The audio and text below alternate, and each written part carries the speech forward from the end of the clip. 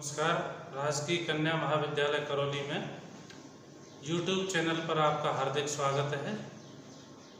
आज हम आपको हिंदी साहित्य के इतिहास में जो चौथा काल है, आधुनिक काल, जो BA पार्ट थर्ड ईयर के विद्यार्थियों के सिलेबस में है, आधुनिक काल की कविताएं, आधुनिक काल के कवियों को आपको पढ़ना है, उसके बारे में हम जानकारी देंगे।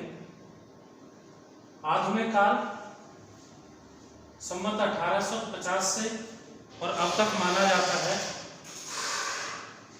रीतिकाल की इतिवृत्तात्मक या रीतिकाल के विरोध में आधुनिक काल का जन्म हुआ था, या रीतिकाल के विरोध में आधुनिक काल का उन्मेष हुआ था, उद्भव हुआ था।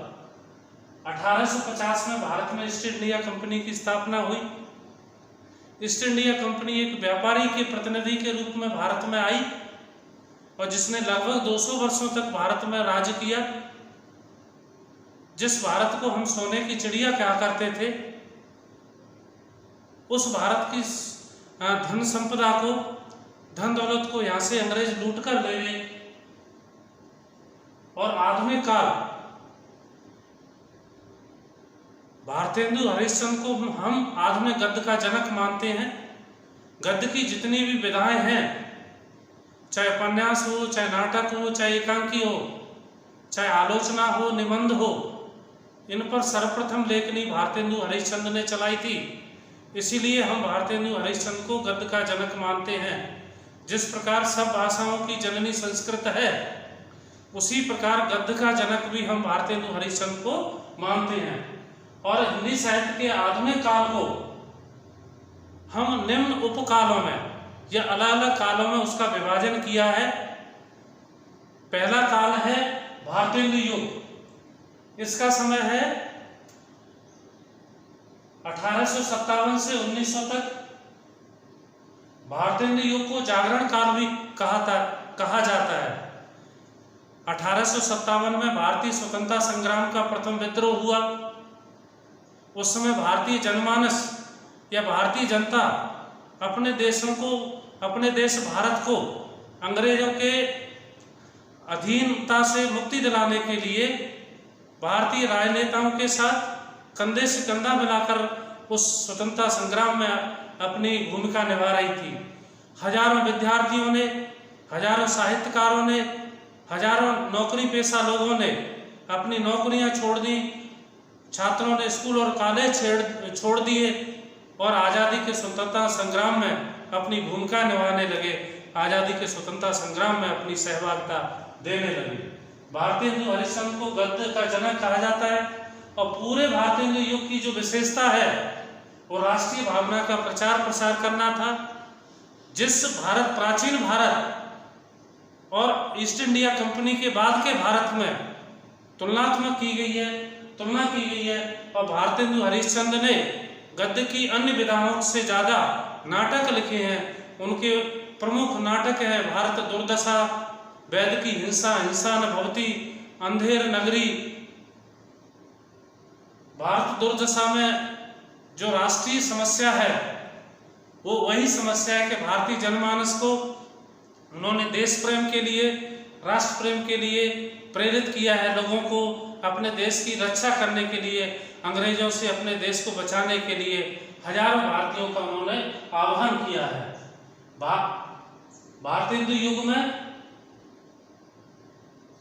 गद्य की जितनी भी विधाएं, उन पर काव्य कृतियां लिखी गई थी। और भारतेंदु हरिश्चंद्र के अलावा इस काल में प्रताप नारायण मिश्र, अंबिकादत्त व्यास, लाला श्रीनिवास दास, किशोरी लाल गोस्वामी, ये प्रमुख साहित्यकार थे।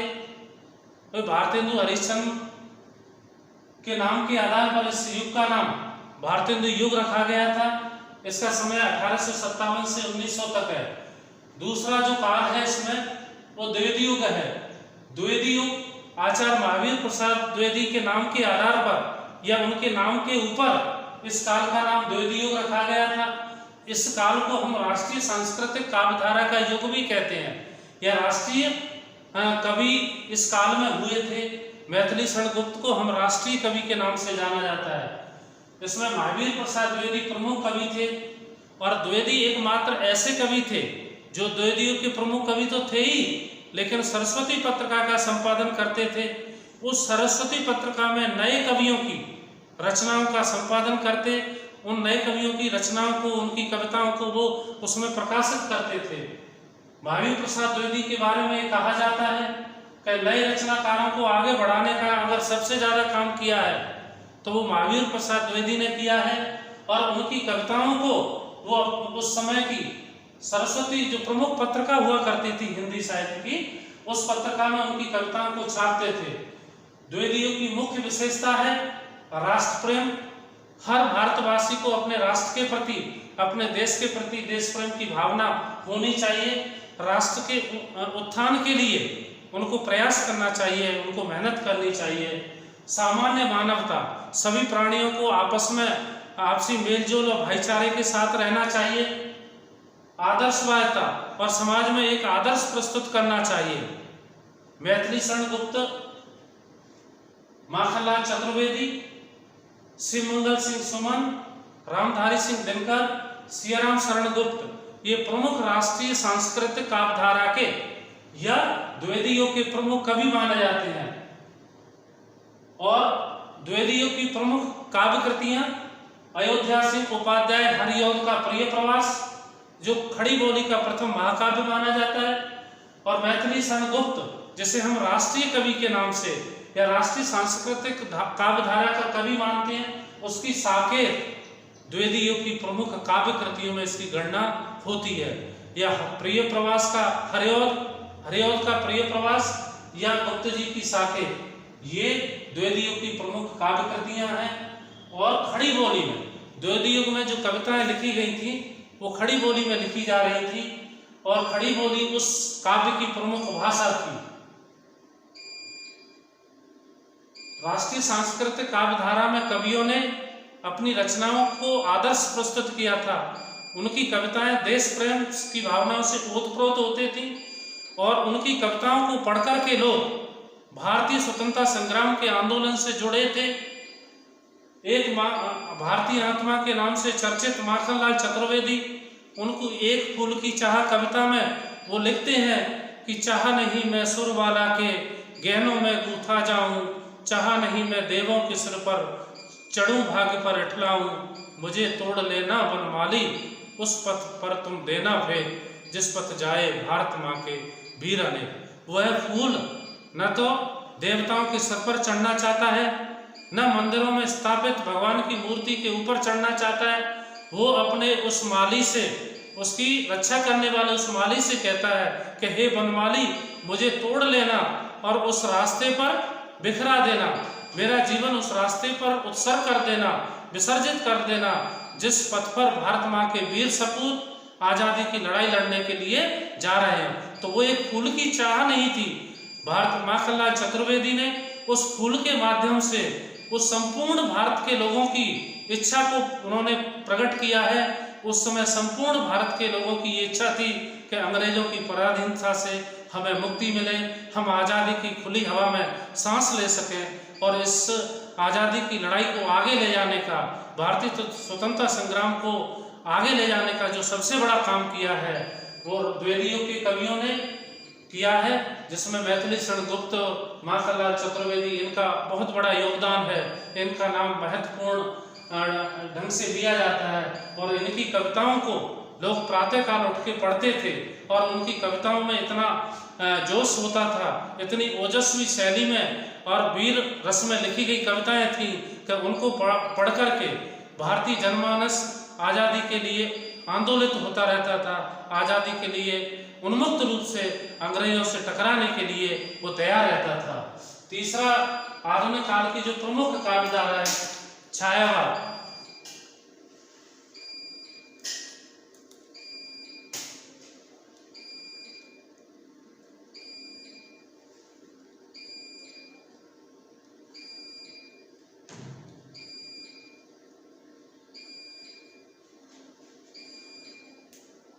छायावाद 1920 से 1936 की जो समयावधि है उसे हम छायावाद के नाम से जानते हैं। 1916 में निराला की प्रथम कविता जूही की कली, पंत की कानन कुसुम में हमें छायावाद के दर्शन दिखाई देते हैं।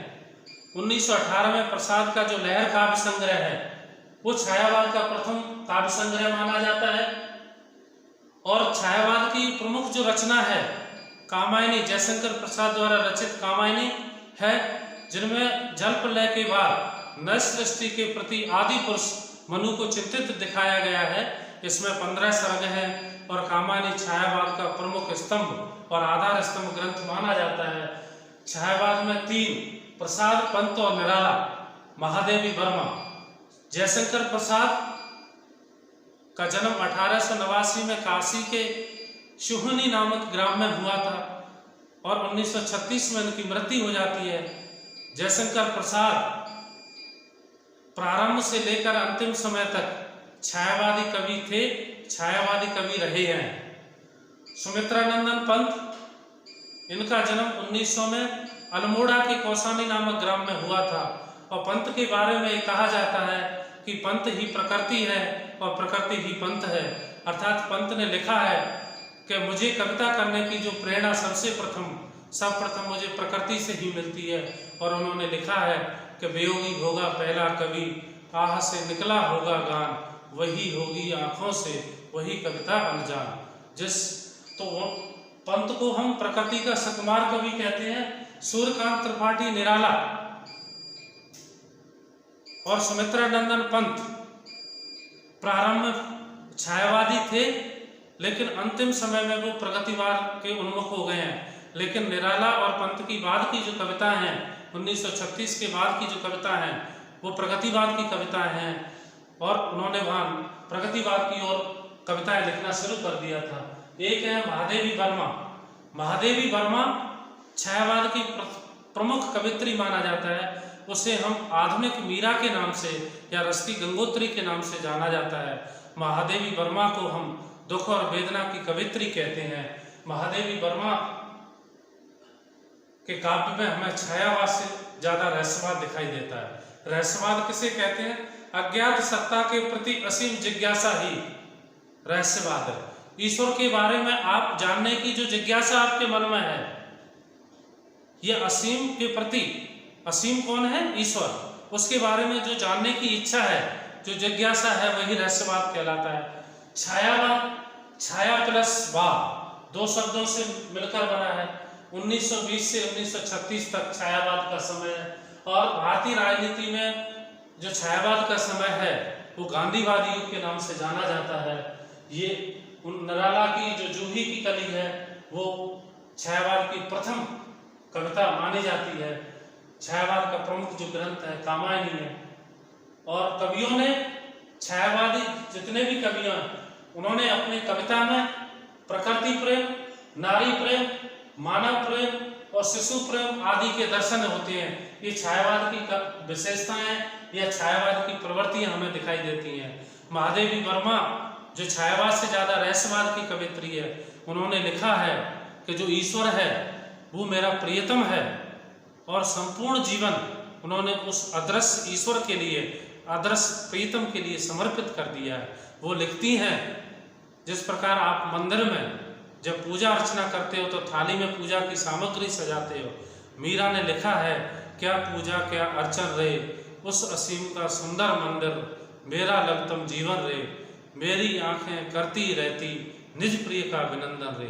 मीरा लिखती है कि मेरा जो संपूर्ण जीवन है वो मेरे प्रियतम का, मेरे उस ईश्वर का मंदिर है और दिन रात मेरी आंखों से जो अश्रु बहते रहते हैं वो मेरे प्रियतम के, मेरे उस अदृश्य ईश्वर के, उस आराध्य के, उस प्रियतम के स्मृति में उसकी भक्ति करते रहते हैं, उसकी स्मृति में जाप करते रहते हैं।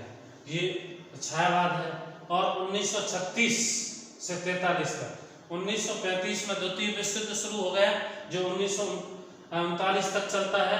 प्रगतिवादी, आपने भारतीय राजनीति विज्ञान में पढ़ा होगा, कार्ल मार्क्स का यह प्रगतिवाद जो समय है, कार्ल मार्क्स को प्रमुख प्रगतिवाद का विचारक माना जाता है। कार्ल मार्क्स के 4 सिद्धांत थे: ऐतिहासिक भौतिकवाद, द्वंद्वात्मक भौतिकवाद, वर्ग संघर्ष का सिद्धांत और अतिरिक्त मूल का सिद्धांत।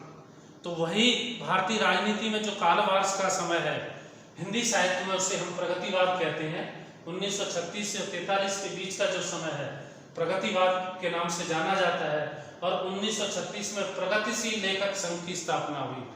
छायावाद के प्रमुख कवि पंत और निराला, रामधारी सिंह दिनकर, रामने राघव, ये प्रमुख कवि इस रामधारी सिंह दिनकर, ये प्रमुख कवि प्रगतिवाद में आते हैं। मुल्कराज आनंद जो अंग्रेजी के साहित्यकार थे, इन्होंने भी प्रगतिशील लेखक संघ की स्थापना करने में अपना महत्वपूर्ण योगदान दिया। और संपूर्ण प्रगतिवादी कवि समाज में दो वर्गों का उन्होंने चित्रण किया है, एक उच्च वर्ग है और निम्न वर्ग है। कार्ल मार्क्स ने कहा है कि दुनिया के मजदूरों एक हो जाओ, तुम्हारे पास होने के लिए कुछ नहीं है। तो वही कार्ल मार्क्स के दो वर्ग हैं। वही प्रगतिवाद में एक वर्ग है शोषक वर्ग, एक है शोषित वर्ग। शोषक वर्ग है जो पूंजीपति वर्ग है, जो अभिजात्य वर्ग है। शोषित वर्ग है जो सर्वहारा वर्ग है या जो गरीब वर्ग है।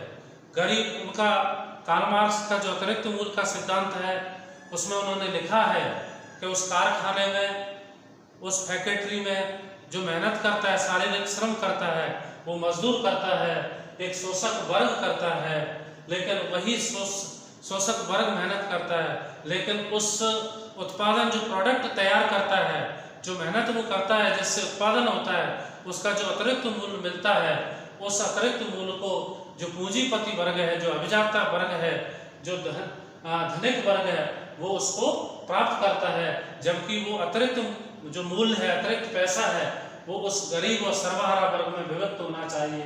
प्रगतिवादी युग में हंस, रूपा, नया साहित्य, काव्यधारा, ये प्रमुख पत्रिकाएं थीं और इन पत्रिकाओं में प्रगतिवादी कवियों की रचनाएं लिखते थे। दिनकर की जनतंत्र से उनकी ये कविता है जिसमें उन्होंने लिखा है कि गरीब लोगों को लिखा है, गरीब लोगों को संबोधित करते हुए लिखा है कि युवती की लज्जा बसन बेच जब ब्याज चुकाए जाते हैं, स्वानों को मिलता दूध वस्त्र, भूखे बालक वकुलाते हैं, माँ की हड्डी से चिपक टुटुर जाड़ों की रात बिताते हैं। समाज में आपको एक वर्ग ऐसा आज भी दिखाई देता है जहाँ जिनके कुत्तों को 24 घंटे दूध और चपड़ी रोटियां मिलती हैं। एक भारत में लगभग 42% लोग ऐसे हैं जो गरीबी की रेखा से नीचे जीवन यापन करते हैं। उन लोगों को दोनों समय का भरपेट भोजन प्राप्त नहीं होता।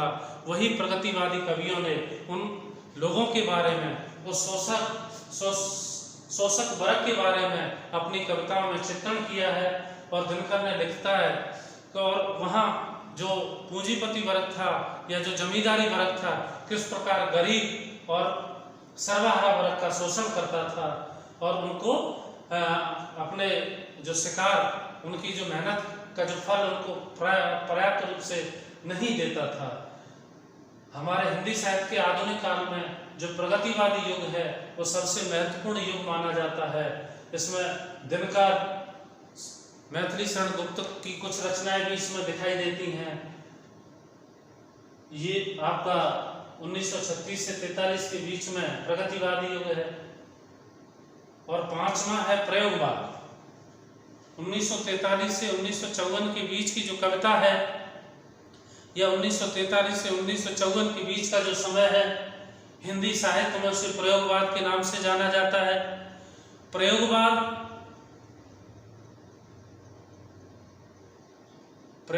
में 4 तार सप्तक हुए थे। तार सप्तक प्रथम, तार सप्तक द्वितीय, तार सप्तक तृतीय, तार सप्तक चौथा। और प्रत्येक तार सप्तक में 7 कवियों की रचनाओं का संपादन किया था।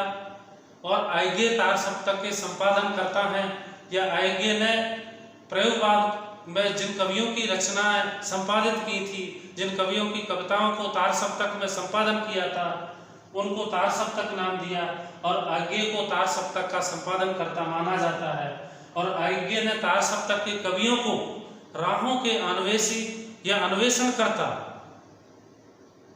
प्रगतिवाद तक कविता, लेकिन प्रगतिवाद की कविता प्रगतिवाद के जो समय है उसमें कविता अपने मूल स्वर से दूर हट करके जो आधुनिक समस्याएं थी, आम आदमी की जो व्यक्तिगत समस्याएं थी, प्रयोगवाद में उन कवियों ने उस आम समस्याओं पर कविताएं लिखना शुरू किया था।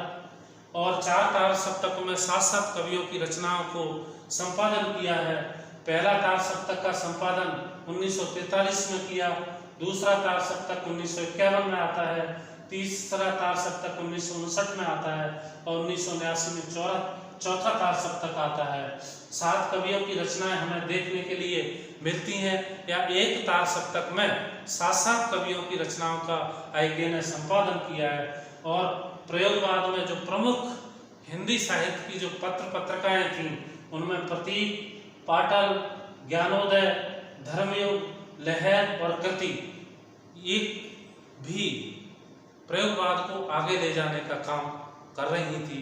इन पत्रिकाओं में वो प्रयोगवाद के कवियों की कविताएं प्रकाशित होती थी और उनको आम जो जनमानस है या जो भावी पीढ़ी है उन कविताओं को पढ़ती थी और हमारे समाज में, हमारे देश में क्या कमियां थी, क्या विसंगतियां थी, क्या चल रहा था, उन सब को आम लोगों तक पहुंचाने का काम प्रयोगवाद के कवियों ने, तार सप्तक के कवियों ने और प्रयोगवाद में जो पत्रिकाएं प्रकाशित होती थी उन पत्रिकाओं ने उन कवियों की रचनाओं से रूबरू करवाने का मौका दिया है।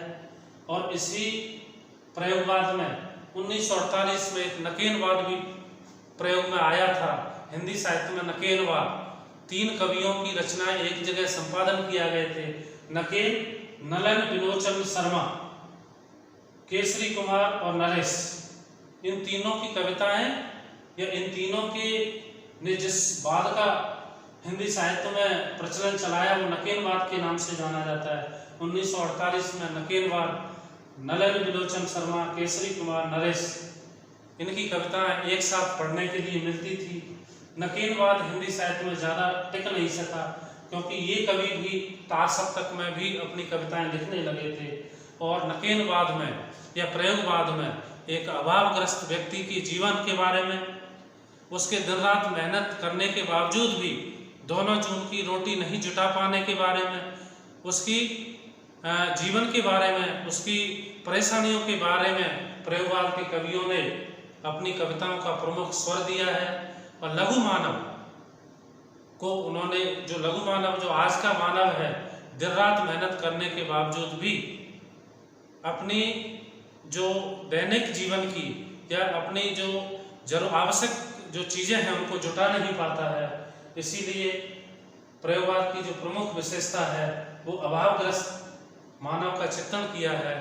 और हमारे देश की आप कुल आबादी का देखोगे तो 42% आबादी ऐसी है जो 2 वक्त की रोटी भी आसानी से नहीं जुटा पाती है। दिन रात हाड़ तोड़ मेहनत करने के बावजूद भी अगर दिन में उनको मजदूरी मिल गई तो शाम को वो और उनका परिवार अपना भरण पोषण कर सकते हैं, अन्यथा रात्रि को उनको भूखा ही सोना पड़ेगा। अब प्रयोगवाद चौथा जो काल है वो है आपका नई कविता। मतलब प्रयोगवाद 1943 तक 54 तक आते आते हिंदी साहित्य में एक नई प्रवृत्ति ने जन्म दिया था। और वो नई प्रवृत्ति कौन सी थी, उसका क्या नाम था? नई कविता। डॉक्टर जगदीश गुप्त और रामस्वरूप चतुर्वेदी ने नई कविता का शुरुआत की थी या नई कविता का संपादन किया था। नई कविता की जो प्रमुख विशेषता थी या नई कविता के जो कवि थे वो जीवन के यथार्थ को अनुभूत करते थे। जीवन यथार्थवाद, 2 चीज़ें मानव के जीवन में आती हैं, एक होता है आदर्शवाद और दूसरा होता है यथार्थवाद। यथार्थ बिल्कुल आपकी जो समस्या है उनका हूबहू चित्रण करना, उनसे बिल्कुल रूबरू होना। तो वही नई कविता के कवियों ने जीवन के यथार्थ को अपनी कविताओं में रखा है कि किस प्रकार एक व्यक्ति, उसमें प्रमुख समस्या बेरोजगारी है। आज बेरोजगारी आज के जीवन की, आज के समय की प्रमुख समस्या है बुद्धि के स्तर पर। और जब आदमी बहुत ज़्यादा निराश हो जाता है, रोजगार पर्याप्त है नहीं, अपने परिवार का अच्छी तरह भरण पोषण नहीं कर पाता है, तो अपराध की ओर वो अग्रसर हो जाता है। बुद्धि के स्तर पर भी नई कविता के कवि संगीत देते हुए प्रतीत होते हैं। और नागार्जुन के जितनी भी कविता हैं वो नई कविता के नाम से जानी जाती हैं। इस नई कविता में मुक्तिबोध, केदारनाथ सिंह, रघुवीर सहाय, सर्वेश्वर दयाल सक्सेना और प्रेम कुमार धूमिल प्रमुख नई कविता के कवि माने जाते हैं। धूमिल की एक प्रमुख कविता है संसद से सड़क तक, जिस संसद में हमारे देश के सांसद देश की नीतियां बनाते हैं, देश के भविष्य को तय करते हैं, लेकिन आज संसद में वही लोग पहुंचते हैं जो सबसे ज़्यादा बूथ कैप्चर करते हैं, सबसे ज़्यादा चुनाव में धांधलियां करते हैं, सबसे ज़्यादा चुनाव में जो पैसे बांटते हैं। तो उन्होंने लिखा है, उनकी एक प्रमुख कविता है संसद से सड़क तक।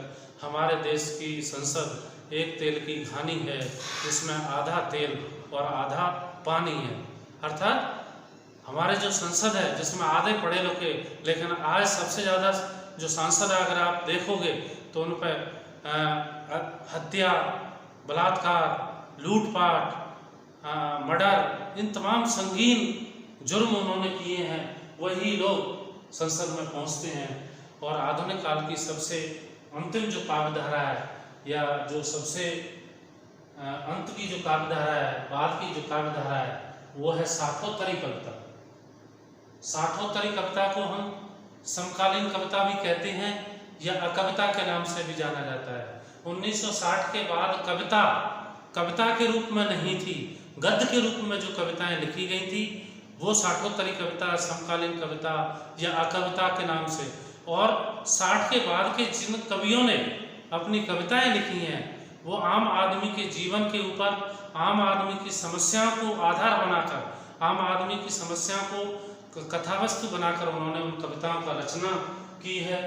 और इस साठोत्तरी कविता को हम समकालीन कविता या अमिश नहीं, जो कविता नहीं थी, आपने कविता के लिए लक्षण होते थे, कविता के लिए छंदों की जरूरत होती थी, कविता के लिए अलंकार चाहिए थे, कविता के लिए रस होने चाहिए। भूषण ने लिखा है कि भूषण बिनु न विराजई कविता बनता मित्र। जिस प्रकार एक स्त्री अपनी सुंदरता को दिखाने के लिए शरीर पर आभूषण धारण करती है और उन आभूषणों से उसकी सुंदरता और अत्यधिक बढ़ जाती है, उसी प्रकार कविता रूपी स्त्री के लिए अलंकार, छंद, रस, गुण ये अलंकार का काम करते हैं। कविता की महत्ता, कविता का सौंदर्य और अत्यधिक बढ़ जाता है। लेकिन 60 के बाद के कवियों की जो कविताएं थी वो कविता नहीं थी, गद्य के रूप में लिखी जाने वाली कविता थी। इसमें प्रेम कुमार धूमिल, राजेश जोशी, अशोक वाजपेयी, ऋतुराज, लीलाधर जगूड़ी, विष्णु शर्मा, कुमार नारायण, मुक्तिबोध ने लंबी कविताएं लिखी हैं। उनकी ब्रह्म राक्षस है, अंधेरे में है, उनकी और अलग रघुवीर सहाय की मोचीराम कविता है। जब ये प्रमुख कविता है। ब्रह्म राक्षस कविता में आज का व्यक्ति, आज का युवा वर्ग भटकाव के रास्ते पर है और वो कम समय में ज़्यादा से ज़्यादा शॉर्टकट रास्ते अपनाकर प्राप्त करना चाहता है, वो मेहनत करना नहीं चाहता है। तो साठोत्तरी कविता के जो कवियों थे उनकी कविताओं की प्रमुख विशेषता यही थी कि वो कविता आम आदमी के जीवन के ऊपर लिखी गई कविता थी, आम आदमी की व्यक्तिगत समस्याओं के ऊपर लिखी गई थी।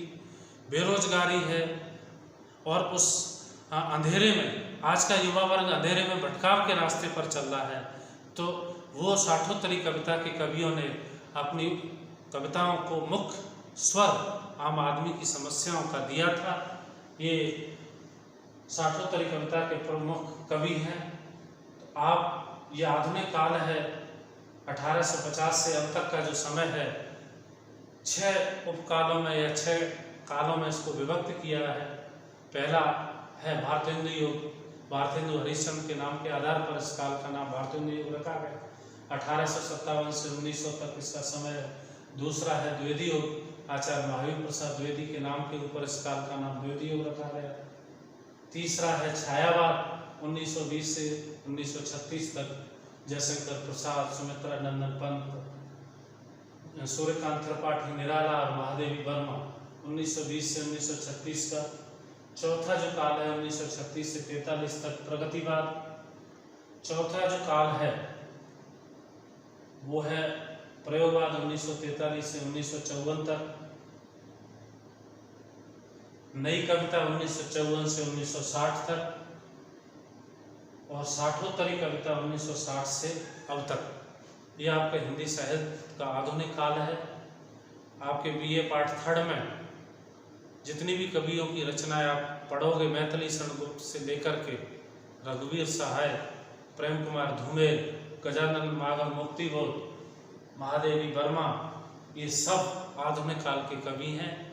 और आधुनिक काल की ये विशेषताएं हैं जो आपको मैंने बताई है।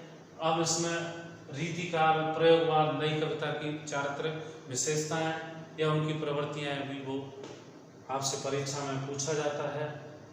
धन्यवाद।